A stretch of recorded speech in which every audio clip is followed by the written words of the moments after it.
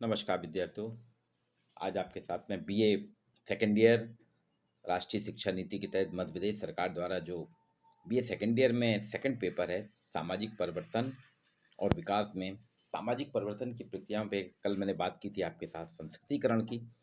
आज करूँगा पश्चिमीकरण, औद्योगिकरण, नगरीकरण, इन पे चर्चा करूँगा। पश्चिमीकरण एम.एन. श्रीनिवास जिन्होंने संस्कृतिकरण की अवधारणा दी थी, उन्होंने पश्चिमीकरण की भी, वेस्टर्नाइजेशन की भी एक अवधारणा प्रस्तुत की है। ये दोनों अवधारणाएं एम.एन. श्रीनिवास की पश्चिमीकरण और संस्कृतिकरण की सामाजिक व्यवस्था में होने वाले परिवर्तन बदलाव को विवेचित करती है। किसी भी सामाजिक व्यवस्था में होने वाले परिवर्तन के स्रोत आंतरिक और बाह्य दो प्रकार के होते हैं। एक आंतरिक कारण भी होते हैं और एक बाहरी कारण भी। सामाजिक परिवर्तन के जो आंतरिक स्रोत के कारण होते हैं उसे आंतरिक कारणों को स्पष्ट करते हुए एम.एन. श्रीनिवास ने संस्कृतिकरण की बात की है। और सामाजिक परिवर्तन के जो बाहरी स्रोत हैं, बाह्य कारक हैं, उसके कारण जब सामाजिक व्यवस्था में परिवर्तन आता है तो उसको उन्होंने पश्चिमीकरण से विश्लेषित किया। पश्चिमीकरण का अर्थ हम जानते हैं, तो आइए इसको समझेंगे। पश्चिमीकरण समान अर्थों में वह प्रक्रिया है जिसमें हम पश्चिमी संस्कृति से उत्पन्न होने वाले प्रभावों की व्याख्या करते हैं। वेस्टर्न कल्चर के कारण जो प्रभाव आते हैं, इम्पैक्ट आते हैं, उनकी हम जब चर्चा करते हैं तो वो पश्चिमीकरण कहलाता है। एम.एन. श्रीनिवास ने पश्चिमीकरण का अर्थ स्पष्ट करते हुए लिखा है, मैंने पश्चिमीकरण शब्द का प्रयोग भारतीय समाज के उन परिवर्तनों के लिए किया है। एम.एन. श्रीनिवास कहते हैं, मैंने पश्चिमीकरण शब्द का प्रयोग भारतीय समाज के उन परिवर्तनों के लिए किया है जो विगत 150 वर्षों से अधिक समय के अंग्रेजी शासन के परिणाम स्वरूप उत्पन्न हुए।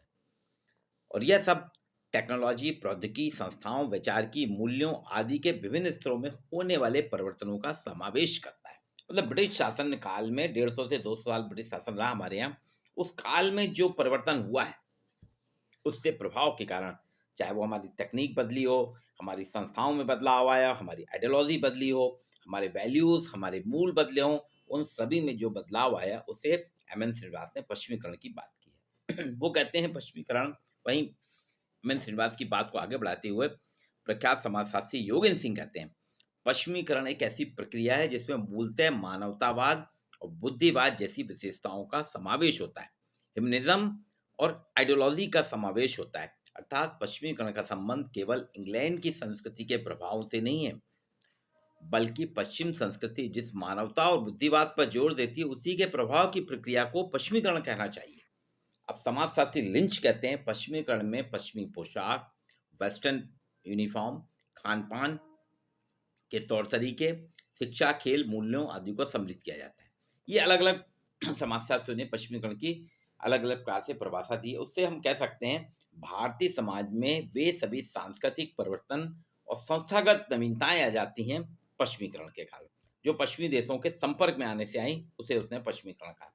ये एक व्यापक अवधारणा है जिसमें नगरीय और प्रौद्योगिकी विकास के अलावा एक विशेष विचारधारा और आधुनिक मूल्यों का समावेश रहता है। पश्चिमीकरण की जो विभिन्न परिभाषाएं हैं वो बताती हैं भारत में सामाजिक आर्थिक संस्थाएं, वैचारिकी, व्यवहार के तौर तरीके पश्चिमी देशों के कारण ही बदले हैं, इसलिए इसको पश्चिमीकरण, वेस्टर्नाइजेशन कहा गया है।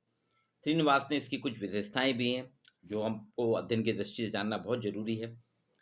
एम.एन. श्रीनिवास कहते हैं पश्चिमीकरण एक तटस्थ, न्यूट्रल कंसेप्ट है, तटस्थ अवधारणा है। अर्थात यह ऐसी अवधारणा है जो पश्चिम के प्रभाव के कारण होने वाले किसी भी परिवर्तन को ना तो अच्छा बताती है ना ही बुरा, अर्थात यह सिर्फ परिवर्तन को बताती है, इसलिए इसे एक तटस्थ, न्यूट्रल कंसेप्ट का है। पश्चिमीकरण एक वैज्ञानिक अवधारणा है। पश्चिमीकरण की अवधारणा को तटस्थ होने के कारण, क्योंकि विज्ञान में भी तटस्थता की बात की जाती है ना, साइंटिफिक कंसेप्ट कहा गया, इसलिए ये साइंटिफिक है। व्यापक अवधारणा, पश्चिमीकरण एक ब्रॉड कंसेप्ट है। यह एक व्यापक अवधारणा है क्योंकि इसमें पश्चिमी देशों के प्रभाव के कारण आने वाले सभी भौतिक अभौतिक परिवर्तनों को विश्लेषित किया जाता है। ये सामाजिक, व्यवहारिक ज्ञान, सामाजिक मूल अर्थात व्यापक क्षेत्र में परिवर्तन की बात करता है। तटस्थ अवधारणा है, वैज्ञानिक अवधारणा है, एक व्यापक अवधारणा है, एक जटिल प्रक्रिया है, एक निश्चित प्रारूप का अभाव, इसमें लैक ऑफ फिक्स्ड स्ट्रक्चर। दूसरी चीज अनेक मूल्यों का समावेश है, इसमें एडजस्टमेंट ऑफ मेनी वैल्यूज, बहुत से मूल्यों का समावेश किया जाता है, ये उन्होंने कहा। क्योंकि एक निश्चित प्रारूप का अभाव है, पश्चिमीकरण का कोई एक निश्चित पैरामीटर नहीं है, प्रारूप नहीं है। भारत में इंग्लैंड, अमेरिका, रूस, फ्रांस सभी देशों के प्रभाव विद्यमान है। एक जटिल है क्योंकि सामाजिक, आर्थिक, धार्मिक, प्रौद्योगिकी सभी स्टेजेस पे दिखती है। अर्थात किसी एक स्तर को बहुत कम तो किसी स्तर को बहुत ज़्यादा प्रभावित करती है पश्चिमीकरण। इसमें मूल्यों का समावेश है, इसमें एक नहीं कई मूल पश्चिमीकरण की प्रक्रिया में हम देखते हैं। समानता भी आती है, स्वतंत्रता भी आती है, व्यक्तिवादिता भी आती है, भौतिकता भी आती है, उपभोक्तावाद भी आता है, पूंजीवाद भी आता है, तार्किकता भी आती है, मानवतावाद भी। अर्थात ढेरों मूल जो है सामाजिक मूल में, समाज कोई एक मूल नहीं कई मूल, इसलिए अनेक मूल्यों का समावेश करती है। अब इसके परिणाम देखिए क्या हुए, इसके इफेक्ट्स क्या हुए भारतीय समाज में। 150 वर्ष से अधिक का शासन था अंग्रेजों का, उसके साथ साथ पश्चिमी सभ्यता की वैचार की आइडियोलॉजी ऑफ वेस्टर्न सिविलाइजेशन ने हमारे यहाँ की संस्कृति को बहुत ज़्यादा प्रभावित किया है। जिसे आप देखिए step by step M N Shrivas ने कैसे बताया। वो कहते हैं हमारे रहन सहन में परिवर्तन है, चेंजेस इन लिविंग हैबिट्स, हमारी जो रहन सहन की आदतें हैं वो बदल गई। अंग्रेजों के शासन के कारण हमारे खान पान रहन सहन में व्यापक स्तर पर परिवर्तन हुआ है। अंग्रेजों के आने के कारण ही भारतीय मांस, मदिरा, ब्रेड, चाइनीज बिस्कुट, केक, चाय, शराब, अंडा, बर्गर, पिज्जा आदि का सेवन करने लगे। ये हमारे यहाँ की संस्कृति नहीं थी, खान पान नहीं था, लेकिन अंग्रेजों के आने के बाद धीरे धीरे अभी बढ़ता जा रहा है। मांस, मदिरा, ब्रेड मतलब bake item, Chinese biscuit, cake, चाय, शराब, अंडा, बर्गर, पिज्ज़ा, ये सब चीज़ें हमारे यहाँ चलन में आ गई हैं। हाथ से भोजन करने वाले हम जो भारतीय आराम से बैठ के पालथी मार के जो खाते थे थाली में, हाथ से रोटी तोड़ना, हाथ से चावल सानना और खाते थे, वो आजकल हम टेबल कुर्सी डाइनिंग टेबल में खा रहे हैं और कांटे छुरी का प्रयोग कर रहे हैं। हाथ की जगह चम्मच का प्रयोग कर रहे हैं, कांटे छुरी का प्रयोग कर रहे हैं। धोती कुर्ता पजामा हमारे यहाँ था, धोती कुर्ता पजामा का स्थान ले लिया पैंट शर्ट कोट टाई ने। महिलाएं और लड़कियां जो साड़ी पहनती थी वो जीन्स, गाउन, स्कर्ट, स्लीवलेस वस्त्र और सौंदर्य प्रसाधन अब बॉब कट के सज्जा रखने लगी, चोटी की जगह बॉब कट उनके रहने लगे। परिवार का विघटन, दूसरा प्रभाव देखिए, हमारे यहाँ पश्चिमीकरण के कारण सबसे ज्यादा व्यक्तिगत स्वतंत्रता में वृद्धि हुई है, जिससे संयुक्त परिवारों का स्थान एकल सिंगल फैमिली ने ले लिया। एकल परिवार हमारे यहाँ चलन में आ गया। इसमें व्यक्तिगत स्वतंत्रता की बात की जाती है। परिवार में जो कनेक्टिविटी थी, कलेक्टिविटी थी, सामूहिकता थी, सब एक साथ मिल के रहते थे, उसका स्थान व्यक्तिवादिता इंडिविजुअलिज्म ने ले लिया, व्यक्तिवादिता ने ले लिया, जिससे संयुक्त परिवारों का विघटन हो रहा है। पति पत्नी की स्वतंत्र निर्भरता के कारण एकल परिवार भी अब टूट रहे हैं, ब्रोकन फैमिली में कन्वर्ट हो रहे हैं। तीसरा प्रभाव है विवाह संस्था में परिवर्तन, change in marriage institution. Bharatiya Samaj में अगर हम देखें तो विवाह एक स्थिर जन्म जन्मांतर का संबंध था, लेकिन पश्चिमीकरण के कारण हमारे यहाँ की संस्था, विवाह संस्था प्रभावित हुई है। अब पश्चिमीकरण में माता पिता अरेंज मैरिज का स्थान प्रेम विवाह, विलंब विवाह, लेट मैरिज, अंतरजातीय विवाह, न्यायालय विवाह, विधवा विवाह में वृद्धि देखने को मिल रही है। अब धार्मिक संस्कार की जगह विवाह एक समझौता माना जाने लगा है, कॉन्ट्रैक्ट माना जाने लगा है, इसलिए देखिए आप तलाक का भी प्रचलन बढ़ रहा है। बहु विवाह की प्रथा की जगह एकल विवाह को आदर्श माना जाता है। चौथा अंतर देखिए, चौथा बदलाव जो आया, जाति प्रथा में परिवर्तन, चेंज इन कास्ट सिस्टम। भारत की जाति एक बहुत ही अनूठी व्यवस्था है, लेकिन पश्चिमीकरण के कारण ये जितनी कठोर थी जाति व्यवस्था, पश्चिमीकरण ने उसको शिथिल किया है, कमजोर किया है। खान पान, छुआछूत, मेल जोल का जो कड़ाई से पालन होता था, पश्चिमीकरण के कारण वो परिणाम शिथिल हो गए हैं। अब परिणाम स्वरूप जाति काफ़ी कमजोर हो गई है, छुआछूत लगभग समाप्त हो गई है, खान पान के प्रतिबंध भी समाप्त हो गए हैं, वैवाहिक प्रतिबंध अन्य जातियों में होने लगे हैं, जो प्रतिबंध था ना विवाह का अन्य जातियों के साथ वो टूट गया है, व्यावसायिक प्रतिबंध भी समाप्त हो गए हैं। व्यक्ति का मूल्यांकन अब उसकी जाति से नहीं बल्कि उसकी योग्यता से किया जाने लगा है। पांचवा, धार्मिक जीवन में बदलाव, चेंज इन रिलीजियस लाइफ। पश्चिमीकरण के परिणाम स्वरूप भारतीय समाज में धार्मिक जीवन में परिवर्तन आया। अब आदिकाल से प्रचलित अंधविश्वास, कर्मकांड, पाखंड, सती प्रथा, मृत्यु भोज, पर्दा प्रथा, मानव बलि, ये सारी धार्मिक रूढ़ियां जो थी भारतीय समाज की अब समाप्त हो गई। इनका इतना ज्यादा चलन, धर्म के प्रति है लोगों का, धर्म के प्रति कट्टरता है, धर्म के प्रति दंगे होते हैं, लेकिन ये जो रूढ़ियां हैं ये समाप्त हो गई। स्त्रियों की स्थिति में परिवर्तन, change in status of women. पश्चिमीकरण ने एक और बदलाव किया है, हमारे यहाँ नारी की स्थिति में व्यापक परिवर्तन हुए। महिला शिक्षा बढ़ गई है, महिला आत्मनिर्भरता बढ़ गई है, प्रारंभ में होने वाले जैसे जैसे इंडिपेंडेंसी बढ़ रही है, आत्मनिर्भरता बढ़ रही है, आज मिलिट्री तक में महिलाएं आ रही हैं, बिजनेस में आ रही हैं, मिलिट्री आ रही हैं, शिक्षा क्षेत्र सभी क्षेत्रों में आ रही हैं। सामाजिक, आर्थिक, राजनीतिक, सांस्कृतिक हर स्तर में महिलाएं पुरुषों के बराबर का अपना दर्जा दिखा रही हैं, पुरुषों के बराबर खड़ी हैं।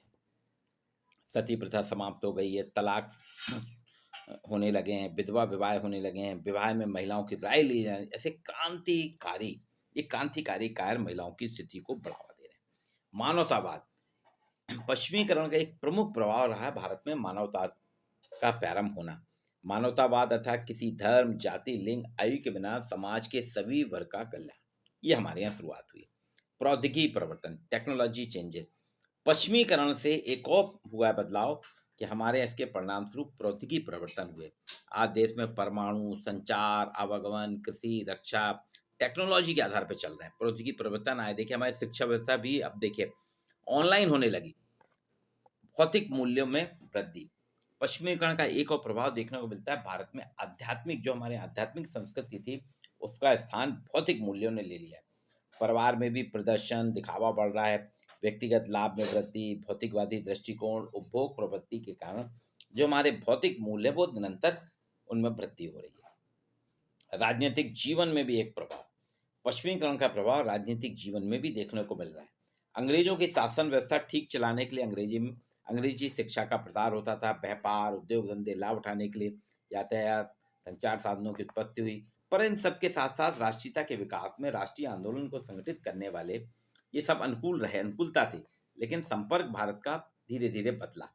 आज यातायात संचार के साधनों के कारण लोगों को अब प्रांतीय दूरी जो थी एक प्रांत से दूसरे प्रांत की, वो पूरी खत्म हो गई। पूरा देश एक सूत्र में बन गया है।